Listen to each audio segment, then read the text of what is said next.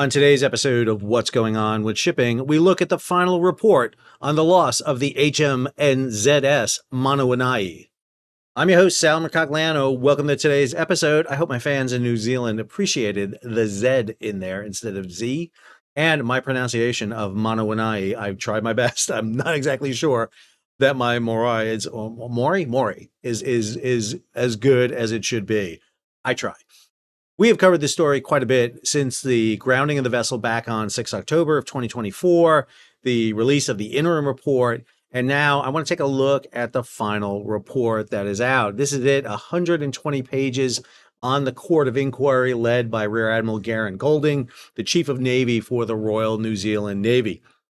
Now, the report is extensive, and I don't want to cover all elements of this report. There are 10 major elements in this report: a sequence of events, the ship activity, the location, the grounding, the damage control, the loss of the vessel, the organizational aspects, the material state, general comments and recommendations. What I really want to focus on is the events leading to the grounding.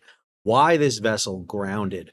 There's a lot of detail on the damage control and the loss of ship. I'm not going to go into a lot of detail about that because I want to focus on that and then what are the recommendations and conclusions drawn by this report. If you're new to the channel, hey, take a moment, subscribe to the channel and hit the bell so you'll be alerted about new videos as they come out. This is the report. As you can see here, it's broken up into sections. The big thing is in the incident overview and the report on the Court of Inquiry, there are 39 terms of reference that they go into, broken into those 10 categories I just gave you. So it's a pretty extensive report. I will mention, however, a great deal of this report is redacted. And when I say a great deal, I mean a good chunk of this report has redactions in it so that you can't tell who is who. There is no names associated with the witnesses except for witness number 1, who is the commanding officer. We know who she is. But for a lot of this report, we don't get a lot of information. So before we jump into the report, just a couple of background on this so we know what we're discussing here. So this is the latest story from G Captain. This is Mike Schullers talking about this. The Court of Inquiry, presided over by Commodore Melissa Ross, identified direct causes, including the ship maintaining a heading toward land and confusion over the vessel's autopilot status. Critically, the crew attempted to adjust course using azimuth thruster controls while the ship remained in autopilot, rendering their actions ineffective. It goes on, the situation was compounded by a mistaken assessment of thruster control failure and subsequent non-adherence to emergency procedures, which should have included switching from autopilot to manual control. We're going to break that all down. As it says in the report here, the court found deficiencies in the training and qualifications of key ship's personnel involved in the incident. Risks related to the survey task were not sufficiently identified, discussed, and mitigated, and instructions or procedures were lacking. Perhaps the most damning element here was the investigation revealed that the ship's commanding officer was not platform endorsed for the vessel, a requirement specified in the New Zealand Manual of Navigation. The Chief of Navy, Rear Admiral Garen Golding, acknowledged the findings, highlighting a concern, quote, gap between work as imagined and work as done. I got to wonder who assigned this commanding officer to the vessel if she was not prepared to take command of it. And if she was assigned to take command, why was she not giving the opportunity to get the required training? It goes on. Navy has already implemented several corrective measures, including reviews of risk management procedures and training protocol. So this is the vessel in question, Manawanui. She was a commercial anchor offshore vessel used by the Norwegians, modified, transferred over into the New Zealand Navy to do really 2 jobs. One was surveying, the other was cable protection. And so the vessel was really filling 2 roles. The ship at the time of the event was conducting a survey off the southern shore of Samoa in preparation of the heads of government of the Commonwealth States meeting that was scheduled to take place in that state. And then this is an image from shore of Manawanui, grounded on the reef. The ship at that point had begun to sink.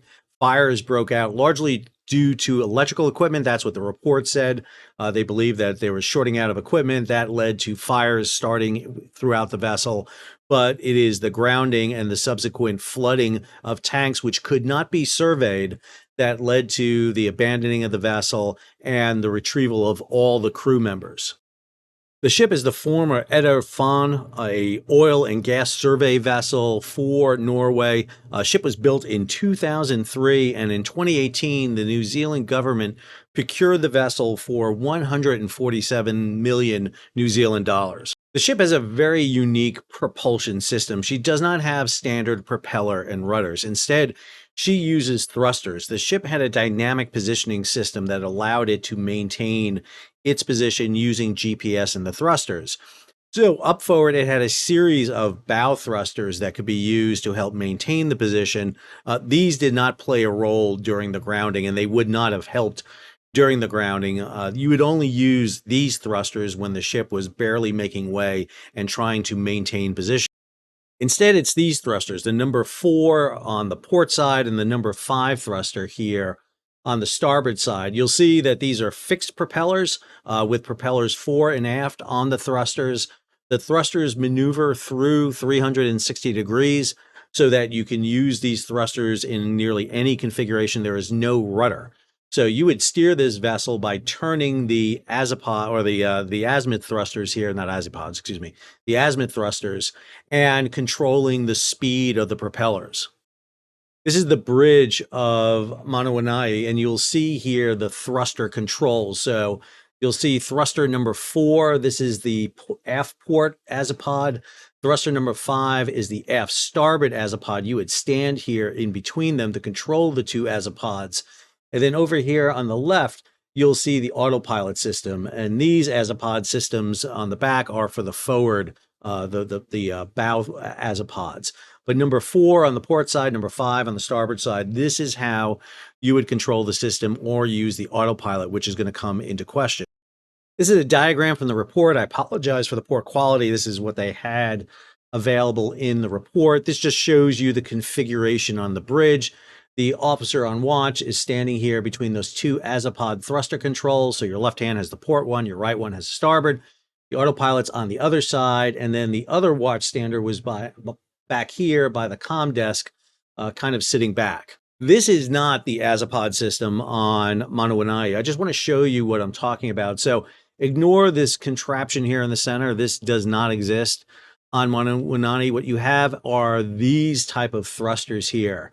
And the way these thrusters work is you basically turn them. You turn them to the way you want the azimuth thruster to point, and then you have a throttle control here, which you can push forward or back to control your thrusters. So you don't have a physical wheel to do it. You would actually turn these thrusters to turn the vessel. You can actually do a couple of things. Number one, you can slow down on one of your azipods, and that will cause drag, and your vessel will begin to turn.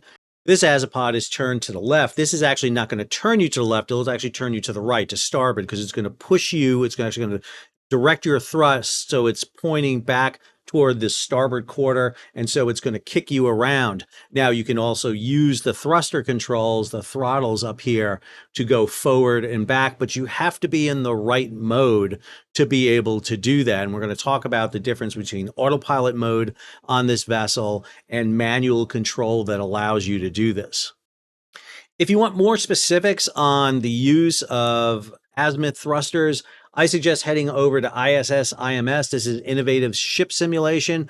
They have a series of videos that are excellent on this that show it to you right here. There's a series of them that you'll see here. Maneuvering with azipods, maneuvering with azipod speed control and independent mode, steering with azipods. They give you a good kind of understanding of that. I just don't want to make this video too terribly long. All right, I'm going to take you through the step-by-step, blow-by-blow, minute-by-minute here of the events. This chart was provided in the report. I'll have it right here above me as we go through this. So we're going to begin this at 1746 on Saturday, 5 October. The ship's in autopilot is altering to 050. That is basically northeast, with generators 3 and 4 online, number 2 on standby. The ship's in speed mode, meaning they have basically throttle control over the vessel. Witness 2 affirmed that he had the ship. So I think Witness 2 is the XO of the vessel. 1748, conversations between Witness 2 and Witness 4. Witness 4 is going to have the deck about going top to bottom. In other words, they're going to start nearest the top of the northern part of the reef and then work their way south. So 1749. So when we start looking at this and you start looking at the chart here, you'll start seeing the times here. Times start here at 1754. So we don't have yet 1749, but basically the witness advised he's going to start coming slow right. Witness 4 acknowledges. So slow right, that can be done by, again, turning one of the azimuth thrusters or by slowing down. 1754 starts logging. Logging means you're starting the recording. So this point here, 1754, all the way until about 1803, 1804 is when they're conducting the survey. They're using the ship physically to conduct the survey. The ship would have sensors mounted on them to conduct the survey. So at about 1800, witness 2 asked witness 4 for advice on if he can go all the way and turn, in which witness 4 advises witness 2 he can go all the way and turn. So that tells me, are we clear? Are we clear to make a turn to the right? At 1804, witness 2 states stop logging, so they stop the track. Again, 1804, they're right here at the end of this run. As is customary, not to log data while undertaking turn. At 1804 and 10 seconds, ship commences turn starboard in hand. A few seconds later, a voice is heard confirming the starboard quarter is clear. When you're doing a turn and you're kicking out the stern, you want to make sure you're not going to swing the stern into anything. At 1806 and 20 seconds, so when the turn's coming around, ship is assessed to be an autopilot based on observation that the port azimuth thruster is fore and aft, with the starboard azimuth thruster maneuvering to maintain course.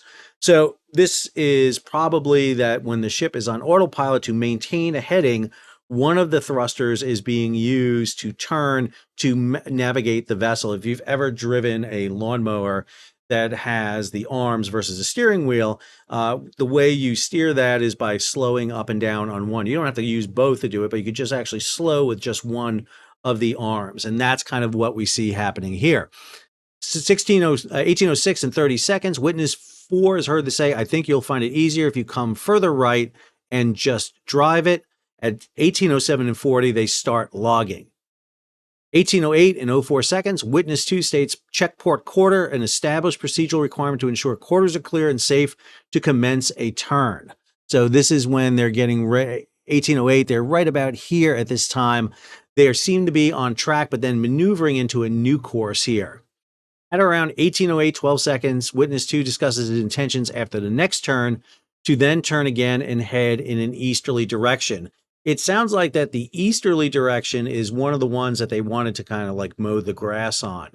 And perhaps they are heading back to get back at the far end to begin that turn. At 1808-22, witness 11 arrives on the bridge and asks, who piped me? So in other words, witness 11 got called up to the bridge. She maintains a westerly mean line of advance between 225 and 280 and assessed to be an autopilot. So the ship in this track line right here is assessed to be an autopilot. 1811 and 04 seconds, witness 2 states check starboard quarter. A voice is heard confirming starboard quarter is clear. 1811, 13 seconds, ship altered course to 340, but no verbalization is heard on the vessel data recorder. Ship is now assessed to be in hand due to the court's observations of the VDR at 1811-25, whereby the demand is placed on both azimuth thrusters with both thrusters responding. So what that means is they have determined based on the vessel data recorder that both the thrusters are being maneuvered. This is creating that turn. So you would not be an autopilot to do that. In other words, you are physically turning the thrusters and you have hands-on control. This would be the two controllers, one on each side. Goes on at around 1813-08, ship is assessed to have been placed in autopilot mode. So they flipped it back into autopilot mode. This is based on the court's observation that the port azimuth thruster is fore and aft and the starboard azimuth thruster maneuvering to maintain course. So again, you lock that one thruster and the other thruster under autopilot is using the controls to maintain your course and heading. 1813-36, discussion between witness 2 and 4 about machinery breakdown drills, the requirements for getting anchors ready to let go, and use of nautical emergency. So ironically, just before an emergency, they're talking about emergency drills. 1814, they darken ship. This is an interesting statement here. We know it's still daylight out when the event happens because of imagery we saw. However, they are turning lights off within the bridge. And so does that have a factor to play in whether or not they know the ship is in autopilot? Not sure. 18:14:17, demand placed on both thrusters can be seen with the intent to result in alteration to starboard. However, the thrusters do not follow and instead maintain the 340 heading. So what they're determining is that the physical thrusters are being turned. However, because they're in autopilot, they're not responding. So you can turn them left and right all you want. You're not going to get anything. On the basis, the court assessed the ship is still in autopilot. At 18:15, now again, looking at this timeline, the ship makes this turn at 18:12, 18:13, 18:15. They're about ready to make the turn to the right to begin their logging move, and the witness directs stop logging. So the ship made the turn at 18:12. It's heading north, 18:13. At 18:15, they give the order to stop logging. At 18:15 and 20 seconds, the EKIDS, the electronic chart display information system alarm starts sounding. There's no comment on the alarm as noted in the audio recording. The VDR doesn't just catch data, it also catches voices in the bridge. I will note that they're not great for catching voices. The mics are stationary and the crew is moving around. On airplanes, it's much better because they tap into the headsets the pilots are wearing. No further instances of the alarm sounding on the VTR is noted. 9 seconds later, increased demand on thruster angle and increase of power from 40% to around 50% is applied. So not only are they turning the thrusters, but they're increasing the thrust on the thrusters. On this ship, it appears that while if you're in autopilot, you turn the thrusters, you don't get thruster control. It's going to maintain its course heading. However, the throttle aspect, the thrust aspect is engaged. So what they're doing is they're locked onto a course of 340 here. You can see this course heading almost north by northwest. And what you see is the space between minutes begins to expand. That means that they are distancing, they're going faster and faster. The thrust mechanism on the thrusters is still working. So they think they're applying more thrust to increase the turn. All they're doing is increasing their speed. What they should have done is, number one, check to make sure they were out of autopilot. This is something they failed to do. They never check that they're not in autopilot. And that's the problem here. They're locked into autopilot. If they had gone through their emergency procedures and checked, they would have seen they're in autopilot. They could have gone to manual and they could have slammed this thing in dead astern and stopped their movement at this point. Instead, what they're doing is trying to turn the vessel. It's not turning. And now they're increasing thrust. The question here is they're increasing thrust to potentially increase the turn. But as we're going to see, when they apply negative thrust, they're still providing forward thrust. 18:15:53, increase angle on thruster 4 and 5 to 90 degrees and increase power from 50 to around 75%. When you turn the thrusters completely inward on each other and apply full thrust, you stop the vessel. It stops almost immediately. And that's what it appears they're trying to do. They're trying to stop the vessel by taking the thrusters, pointing them inward and create turbulence. And that kind of just slams the ship to a stop. Instead, what they're doing is they're just propelling faster and faster. 18:15 and 57, witness 2 advises witness 4, no steering to starboard. 18:16, 18 seconds, witness 2 advises witness 4, it's not really doing what I want it to do. At the same time, witness 4, thruster on, to which witness 2 seeks clarification by asking bow thruster, and witness 4 confirms yes. So they're trying to get the bow thruster online. Bow thruster is not going to do you any good at this point. And as you note here on the chart, notice that jump from 18:16 to 18:17, the ship is gaining speed. 18:16, 26 seconds, witness 4 states, let's do it the other way and makes an assessment, use the environmentals. I'm not sure what exactly that means, use the environmentals. It's just not a clear statement. I am not familiar with that phrase. And then it says at about 18:16:34, dialogue between witness 2 and 4 as follows. Witness 2, start thrusting astern. So they want to start getting the thrusters going astern. Witness 4, yeah, let's do it now. Come on. Witness 2, yeah, it's on full astern. Witness 4, are you turning as well? Witness 2, no, I'm trying to save the ship. So they think they're backing down on their thrusters. But again, when you look at the space here between 18:16, 18:17, 18:18, 18:19, it looks like they are just applying more thrust forward. 18:16, 43 seconds, azimuth thrusters 4 and 5 ordered astern and power increased to 80 percent. Clear discrepancy between ordered angle and the actual angle. 18:16:55, witness 4 pipes CO requested on the bridge. So we know the master, the captain, is not on the bridge. 53 seconds later, witness 2, it's on full astern and it's not stopping. 2 seconds later, 100% power applied to the thrusters. However, both thrusters still thrusting ahead, ship maintaining heading of 340. They are now barreling full bore for the reef. 3 seconds later, witness 2 states emergency shutdown, emergency shutdown. They're turning all thrust off at this moment. They then call about 10 seconds later, cable party close up on the bridge. Witness 2 states anchors close up, the ship is not stopping. Then we have the statement from witness 4, nautical emergency. 18:70 and 20 seconds, witness 1, the CO, arrives on the bridge, quick up onto the bridge. Witness 2 reports that he is full astern and the ship is not stopping. Witness 4 pipes let go 3 cables, so they're going to let go 3 cables of the anchor. 17, no, they're not going to be able to let that anchor go unless that anchor is prepared to drop at that moment. There's no way they're letting it go. Witness 1 asks, have we got any steerage way? Witness 2 replies, haven't got any steerage way, came full astern on both engines. Witness 2 talks about shutting down the engines and asks if he can call the engine room to shut them down. At 18:17 and 53 seconds, witness 1, the CO, asks, what speed have we got?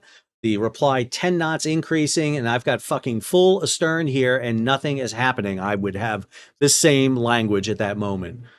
18:17 and 59, witness 1 states, turn instead of going astern.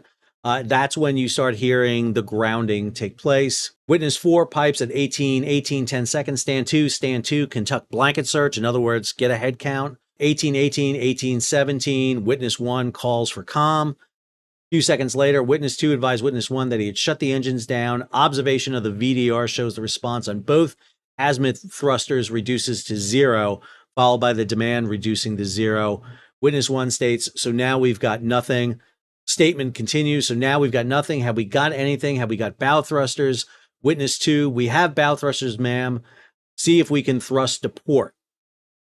They have grounded at this point. They are up on the reef at this moment. You can see where they ground in the chart. 18:18:49, witness 4 pipes, machinery breakdown, engineers close up. They're obviously losing the plant at this moment. Goes on, 18:18:55, witness 1, I don't want to come too far around or we'll get caught on the stern. In other words, they don't want to broach. They think they've just nosed up on the reef and they could potentially pull it back off. 18:19, 10 seconds, CO, I want you to look at the system because you understand the system. See if you can get propulsion back up. That is a damning indicator right there. You would think the ship's captain would have the experience and ability to know this, but again, she's asking for help at this point. Voice heard, they have control of 1 and 2, but nothing from 4 and 5. Now remember, 1 or 2 of those bow thrusters protected within the hull of the ship. 4 and 5 are below the vessel. They have probably hit at that time. A minute later, witness 1 asks, where are we with regards to emergency stations? The pipe has heard DC priority, conduct blanket search. All of ship's company to get above the waterline aft. Witness 1 states, I can see the stern swinging back around to port. And then a voice is heard, Captain, ma'am, intention is to drop both anchors. And then 18:22:20, MCR closed up. That is the maneuvering control room, meaning the engineers are in the engineering space. 18:22 and 39, the aft steering is closed up and the thruster room is clear. In other words, there's no damage. Witness 3 states, Captain, ma'am, we have sand coming from astern, meaning they're kicking up bottom at that moment. If you aren't doing anything, secure the bridge. Witness 1, what are the thrusters doing at this moment? The problem is we keep getting set down on this reef, and then the call, prepare to launch the seaboat. 18:25, the section leader confirms the blanket searches are complete and the ship is at emergency quarters. At 18:27 and 34 seconds, this statement is made. Do you want to take it out of auto now? So obviously the realization has been made that they are in autopilot now. 18:27:43, conversation heard regarding propulsion control reestablished and, quote, it was in auto. I didn't realize, ma'am. Cross off now. So the conversation about the thrusters continue. The CO says, I think we can get thrust now, stand by, meaning they've taken it out of autopilot. The call comes to evacuate down to the yellow deck. Captain states, we have managed to get steering back. What I'm trying to do is get us off the reef. 18:35, the anchors are paying out. 18:38 and 32 seconds, the CO says, can we now start thinking about getting the pon out? This is just short of a Mayday distress signal that's going to be sent out asking for help. 1840 and 57 seconds, witness 3 assesses the starboard thruster is not thrusting and the port thruster is still thrusting. At 1843 and 20 seconds, the captain gets on VHF channel 16 and calls out the Mayday. 1844, the captain orders all deck lights on. Communication is heard a minute later saying 78 persons on board and no casualties. They're preparing to get the starboard seaboat away and let drop the port seaboat. 1846, the call to prepare to abandon ship. Minute later, the voice is heard saying hands to life raft stations. 1848 and 55 seconds, the captain makes this statement. This is the captain. This isn't a great situation. However, I have faith that you all know what you need to do. We'll get to our life raft stations, we'll get in our life rafts, and we'll survive this. And then we'll wait for help to arrive. Make sure that you can do what you can to prepare yourself for getting in that life raft. If that means getting extra clothes, then do that. All personnel are to try to get to the loo before they get to the life raft. I have to mention going to the bathroom before getting in a life raft. I don't really care if I pee in a life raft. I think it's an interesting statement right there, to get to the loo before you get in the life raft. I'm pretty sure there are people pissing their pants right now that you probably don't have to go to the life raft. But again, that's just me. 1850, captain says, let's expedite leaving the ship. Let's expedite leaving the ship. I guess to hold off going to the loo and getting your extra clothes. 1853, witness 3, probably the chief engineer, made the decision to evacuate, abandon the main control room. 1854, witness 5 confirms stopping thrust. Wait, 1854 and 20 seconds, captain makes the pipe, away lifeboats, launch the lifeboats. That is made again at 1854 and 25 seconds. And at 1855, no more voices heard from ship's company on the VDR. That's 1855. That is the last time we have a recording on the VDR. This started 40 minutes earlier with the turn to 340 degrees and engaging the autopilot at that moment. So you're talking about 40 minutes from the moment the turn came that set them on course for the reef to the ship being abandoned. Let's go look at the recommendations that came out of this report. This is the conclusion of the report. The court concluded the grounding of the ship on 5 October was directly caused by the ship being on 340 degrees heading directly towards danger land. The loss of awareness of the fact that the ship was in autopilot and subsequent attempts to adjust course away from land using the azimuth thrust controls when this would only work when the ship was in hand.